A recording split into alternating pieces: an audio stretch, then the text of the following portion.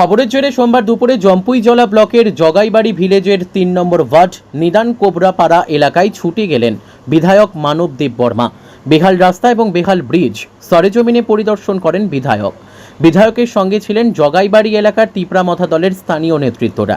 বিধায়ক কথা বলেন নিদান কোবরাপাড়া এলাকার জনগণের সঙ্গে। বিধায়ককে কাছে পেয়ে জনগণ বেহাল রাস্তা ও ব্রিজের সম্পূর্ণ চিত্র তার কাছে তুলে ধরে বলেন, বিপজ্জনক হয়ে রয়েছে রাস্তা এবং ব্রিজ, যে কোনো সময় ভেঙে যেতে পারে ব্রিজ।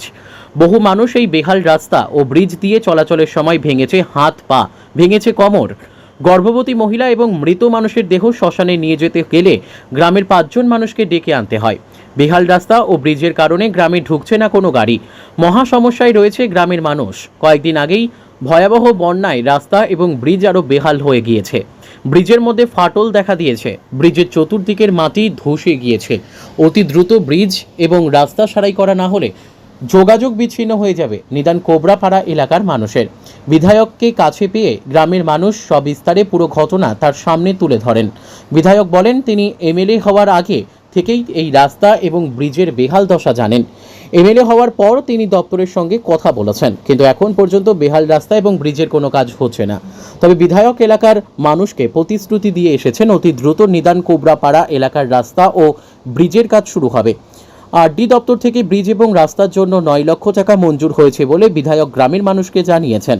তবে সংবাদ মাধ্যমের কাছে বক্তব্য দিতে গিয়ে বিধায়ক অনেকটা লেজে গোবরে হয়ে গিয়েছেন। বিধায়ক আরও বলেন, বিগত 25 বছরের দুর্ভোগ পোহাতে হচ্ছে নিদান কোবরাপাড়া এলাকার মানুষকে।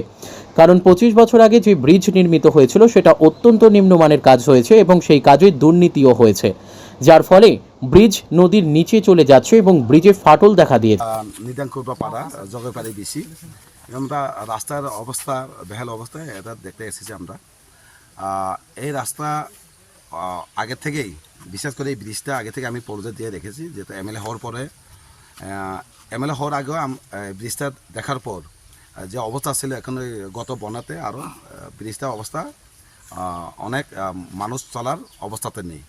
তাই এমএলএ হওয়ার পরেও আমি অনেকবার পর্যায় দিয়েছি দপ্তরকে, দপ্তর ও চেষ্টা করছেন কীভাবে এটা করা যায়।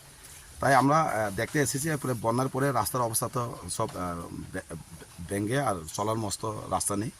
তাই এটাকে দেখানোর জন্য আমি এই নিদান কোবরাতে এসেছি। আর দপ্তরের সঙ্গে কথা বলেছি, দপ্তরও বলেছেন যত তাড়াতাড়ি এটাকে ঠিক করা হবে, ব্রিজটাও একটা ঠিক করা হবে, এটা বলেছে আমাকে। তাই আমি এই নিদান কোবরাপাড়াতে আমি দেখতে এসেছি। দুধকলা সম্বন্ধে কী বলবেন স্যার?